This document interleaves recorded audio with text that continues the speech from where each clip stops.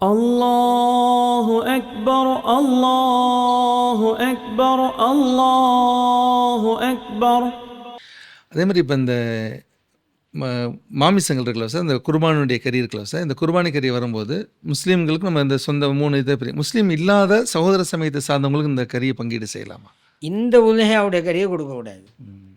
ஏன்னா இது பிஸ்மி சொல்லி அறுக்கப்பட்டதுங்கிறது ஒன்று, அந்த உலகையாங்கிற அந்த இபாதத்தை அடிப்படை நிறைவேற்றப்பட்டதுங்கிற ஒன்று.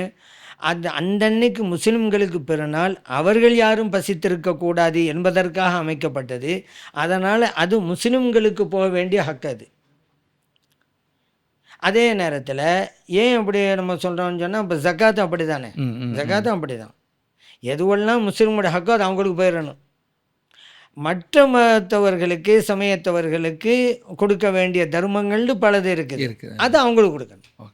ரெண்டும் இப்போ உங்களுக்கு வர வேண்டிய உங்களுக்கு கொடுக்கணும், எனக்கு தர வேண்டிய எனக்கு தரணும், வேற ஆளுக்கு கொடுக்க வேண்டியது வேற ஆள் கொடுக்கணும், அவ்வளோதான். உங்கள் இதை பறித்து நான் இன்னும் கொடுக்கக்கூடாது.